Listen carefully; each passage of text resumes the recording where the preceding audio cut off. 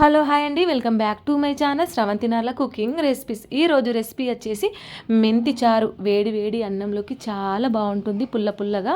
ఈ సాంబార్ 3 days వరకు ఈ సాంబార్ స్టోర్ ఉంటుంది, అసలే పాడవదు. మనం 1 year వరకు ఈ ఒక్క పౌడర్ రెడీ చేసి పెట్టుకున్నాం అనుకో, ఇలాంటి మెంతి చారు జస్ట్ 5 minutesలో మనం ఈజీగా ప్రిపేర్ చేసేసుకోవచ్చు. వీడియోనైతే ఫస్ట్ నుండి లాస్ట్ వరకు స్కిప్ చేయకుండా చూడండి, మీకే అర్థమవుతుంది. ఎవరైతే మన ఛానల్ని సబ్స్క్రైబ్ చేసుకోకపోతే ప్లీజ్ నా ఛానల్ని వెంటనే సబ్స్క్రైబ్ చేసుకోండి. ముందుగా వీడియో ప్రాసెస్లోకి అయితే వెళ్ళిపోదాం. ఇక్కడ 500 grams శనగపప్పు, 2 స్పూన్ కందిపప్పు, 2 స్పూన్ జొన్నలు, 2 స్పూన్ పెసరపప్పు, 2 స్పూన్ మినప్పప్పు, 2 స్పూన్ రైసు, 1 స్పూన్ మెంతులు, 1 స్పూన్ ధనియాలు. ఇంత క్వాంటిటీ తీసుకోవాలి. 500 grams శనగపప్పుకు ఇక్కడ కింద చూపిన మెజర్మెంట్ ప్రకారం ఇంత తీసుకోవాలి, సరిపోతుంది. ఇప్పుడు స్టవ్ ఆన్ చేసి ఒక కడాయిలో ఇలా కందిపప్పు, జొన్నలు, పెసరపప్పు, మినపప్పు, రైసు, మెంతులు, ధనియాలు ఒకదాని తర్వాత ఒకటి ఇలా బ్రౌన్ కలర్ వచ్చేంత వరకు మంచిగా వేయించుకోవాలి. ఇలా వేయించుకున్న తర్వాత స్టవ్ ఆఫ్ చేసి పేపర్లో వీటన్నిటిని సపరేట్గా చల్లారబెట్టేసుకోవాలి.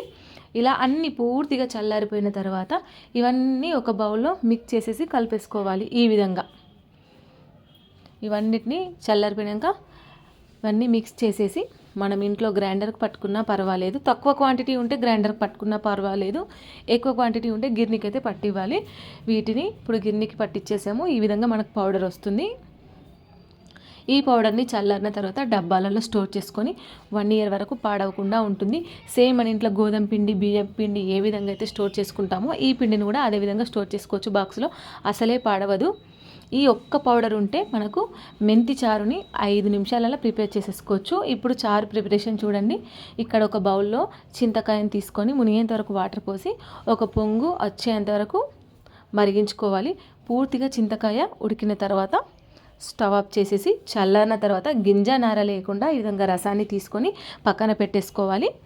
ఇప్పుడు స్టవ్ ఆన్ చేసి ఒక బౌల్లో ఆయిల్ వేసి ఆయిల్ హీట్ అయిన తర్వాత ఆవాలు, జీలకర్ర, పచ్చిమిర్చి వేసి ఒక్కసారి మంచిగా కలుపుకోవాలి. ఇలా కలుపుకున్న తర్వాత ఇప్పుడు ఇందులోకే ఎండుమిర్చి, పసుపు వేసి మరొకసారి అయితే కలుపుకోవాలి.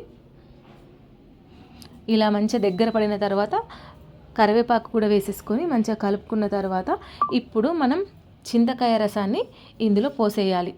ఇది పచ్చి చింతకాయ రసాన్ని ఇందులో పోసేయాలి.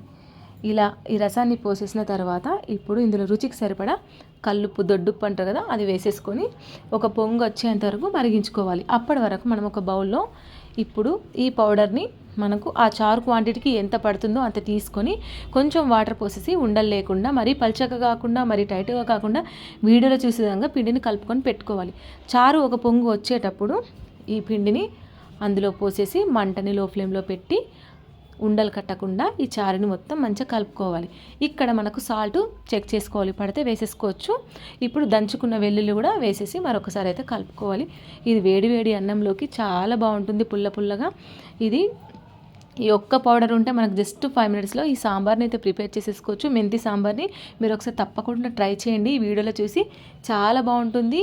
ఈ సాంబార్ అయితే 3 days వరకు పాడవదు.